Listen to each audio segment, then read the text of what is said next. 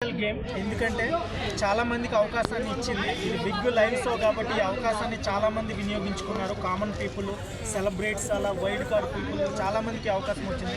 ఫైనల్గా ఈ big boss చాలా స్ట్రాంగ్ కంటెస్టెంట్స్ అయితే టాప్ 5లోకి వచ్చారు. ఈ 5గురు కూడా చాలా హార్డ్ వర్క్ చేసి చాలా గేమింగ్ ఆడి విన్ను మనమే అవ్వాలన్న తాపత్రయంతో ఫైనల్గా టాప్ 5లోకి వచ్చిన ఎవరైతే ఉన్నారో తనుజ, ఎమ్మెన్యూల్, డిమాండ్ పవన్ కళ్యాణ్ అండ్ సంజనా గారు, ఇలా 5గురు అయితే డిజర్వ్. బట్ ఫైనల్గా విన్నర్ అనేవాళ్ళు ఒకరు, రన్నర్ అనేవాళ్ళు ఒకరు ఉంటారు. కాబట్టి according to my self I'm telling you, Tanuja is the first place, second place Emmanuel or Kalyan. These 3 people are chances to get win అని నా ఫీలింగ్. ఓకే, బట్ తనుజకి ఎందుకు అంత హైప్ అంటే చాలా మంది ఏమో సీరియల్ యాక్టింగ్ చేస్తుంది for the first time Bigg Boss హౌస్లో 100 days మనం ఐ మీన్ ఒక సీరియల్లా చూసినామని చెప్పి స్టోల్స్ చేస్తూ ఉన్నారు. యాక్చువల్గా మ్యామ్, కాయలు ఉన్న చెట్టుకే రాళ్ళు పడతాయి అన్నట్టుగా టాలెంట్ ఉన్న పర్సన్స్నే కామెంట్ చేస్తారు. సో దానికి ఎగ్జాంపుల్ తనుజ. ఎందుకంటే తనుజాలో కన్సిస్టెంట్ ప్లేయింగ్ ఉంది అండ్ ఎక్కడ ఎలా మాట్లాడాలో తెలుసు. ఏ గేమ్ను కూడా ఆడాలనే తాపత్రయంతో ఆడుతుంది.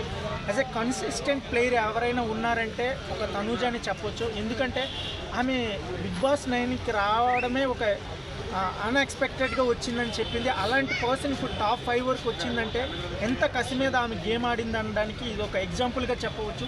ఇది ఎగ్జాంపుల్ ఫర్ గర్ల్స్కి అని మోస్ట్లీ చెప్పవచ్చు. ఎందుకంటే గర్ల్స్ బిగ్ బాస్ 9కి వెళ్ళొచ్చా వెళ్ళకూడదని చాలామంది నీటి ఫీలింగ్ ఉంటుంది. ఆ ఫీలింగ్ని ఆమె అయితే 100% క్లియర్ చేసిందని చెప్పవచ్చు. అంత గేమింగ్ పోటాపోటీగా బాయ్స్తో పోటీగా ఆమె గేమ్ ఆడింది. Tanuja is the best player in Bigg Boss 9 అని నేను చెప్తున్నాను. ఓకే, ఒకవేళ కనుక కళ్యాణ్కి వస్తే ట్రోఫీ అది కూడా తీసుకుపోయి తనుజ చేతిలో పెట్టినట్టున్నాడు. ఐ మీన్ అందరూ అలా అంటున్నారు. ఎస్, అది పెడితే అతను ఇంకా చరిత్రలో నిలిచిపోతాడు. ఎందుకంటే కళ్యాణ్ ఇంతవరకు మంచోడని చాలామంది అనడం విన్నాము.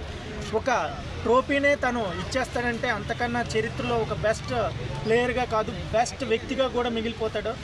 We have to see finally.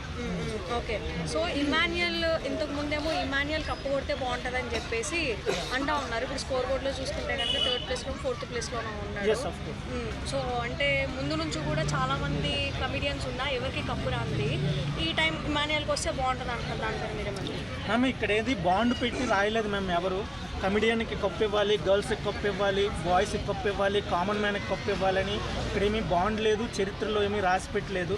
ఎవరు ఆడి జెన్యున్గా ఆడి ఎవరైతే టాలెంట్స్ చూపిస్తారో వాళ్ళకే కప్పు రావాలి, వాళ్ళే విజయాన్ని వరించాలని కోరుకుంటున్నాం మ్యామ్. ఎందుకంటే ప్రతి వ్యక్తికి కూడా డిజర్వ్ ఉంటుంది, గెలవాలని తపన ఉంటుంది.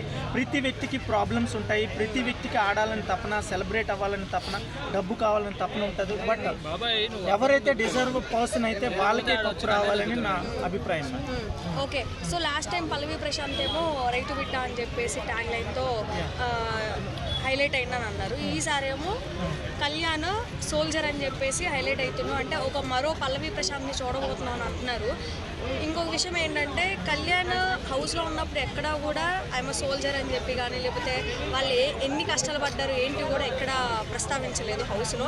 మరి ఆయనకి ఈయనకి డిఫరెన్స్ ఏంటి? Yes, of course ma'am. యాక్చువల్గా జనాలు ఏంటంటే మనం ఒక మాటని పదే అంటుంటే జనాలు ఇదే నిజమని నమ్ముతారు. అది నమ్మడంలో తప్పు లేదు. బట్ ఒక్కసారి మనుషులు మోసపోతారు. పదే మోసపోవడం కూడా కరెక్ట్ కాదని నా ఫీలింగ్.